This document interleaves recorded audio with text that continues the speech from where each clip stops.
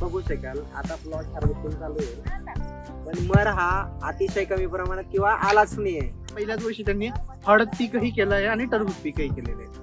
तर आज रोजी जी आहे प्लॉटची जी कंडिशन तुम्ही बघतायत त्या हिशोबाने कॅनोपी व्यवस्थित आहे. फळाची साईजही 4.5 पावणे 5 किलो पर्यंत आहे ऑन एन ॲव्हरेज. आणि तुम्ही मागे हार्वेस्टिंग बघतायत.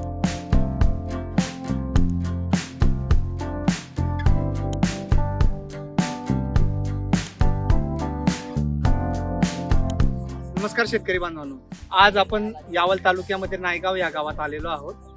नायगाव ह्या गावामध्ये आपल्या शेतकरी बांधवांनी त्यांच्या टरबूज पिकामध्ये फायलो कंपनीचं नेरो इन्फिनिटी हे डिव्हाइस बसवलं होतं. तर आपण स्वतः शेतकरी बांधवांकडून जाणून घेऊ की त्यांना नेरो इन्फिनिटीचे कसे फायदे झाले. नमस्कार सारंग दादा. नमस्कार. आपण थोडी माहिती द्या आपल्या शेतकरी बांधवांना की तुम्हाला नेरो डिव्हाइस मुळे तुमच्या टरबूज पिकामध्ये कसे फायदे झाले. नमस्कार, मी सारंग अनिल देशमुख. मी हा जो आपल्याला पलीकडे संपूर्ण जो प्लॉट दिसतोय हा टरबूजचा प्लॉट डिसेंबर महिन्यात 22 तारखेला लागवड केली होती. 22 तारखेनंतर लागवड केल्यानंतर मी याच्या अगोदर मी हळदीला हे बसवलं हे युनिट. त्याच्यानंतर मग टरबूज या पिकात बसवलं. प्रामुख्याने हा फायदा झाला. महत्वाचा जो फायदा आहे वॉटर पाणी मॅनेजमेंट जे आहे हे आपल्याला नकळत जे अनेक फायदे होतात.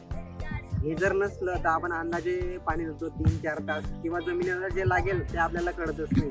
याच्याने ॲक्च्युअल पाण्याची पातळी किती इंचावर, किती टक्के, किती ओल आहे हे डिव्हाइस आपल्याला मोबाईलवरती सांगतात. त्याच्यामुळे महत्त्वाचा मुद्दा म्हणजे आपल्याला पाणी पिकाला किंवा जमिनीला माझ्या किती लागतं, किती प्रमाणात द्यावं लागतं ह्या डिव्हाइसमुळे 100% फायदा मला हा दिसून आला.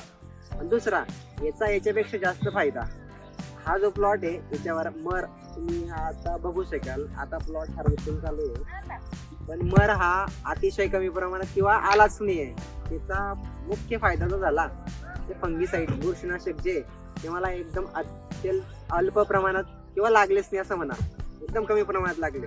मुख्य म्हणजे पाणी कमी जास्त असल्याने मर रोगाचा जो प्रादुर्भाव आहे विल्टिंग जो आहे तो पाणी कमी जास्त याच्यामुळे येतो. ते येण्यामुळे बुरशीनाशक सोडायला लागतात. ते बुरशीनाशक याच्यामुळे लागलेच नाही. हा प्रमुख फायदा झाला पाहिजे. मी हे हळदीला युज केला नाही, त्याच्यामुळे हळदी म्हणणं आपण ही टरबूजला शिफ्ट केले. तेच कारणामुळे टरबूजला शिफ्ट केलं. हळदीतला अनुभव पाहता म्हणून मी हे टरबूजमध्ये शिफ्ट केलं. आणि आज मर रोग ह्या परिस्थितीत आज जो हार्वेस्ट झाला पूर्ण जो प्लॉट पाहताय तुम्ही हा पूर्ण आतापर्यंत हार्वेस्टिंगच्या टायमापर्यंत पूर्ण हिरवा आहे. आज एक प्रमुख त्याचा फायदा आहे.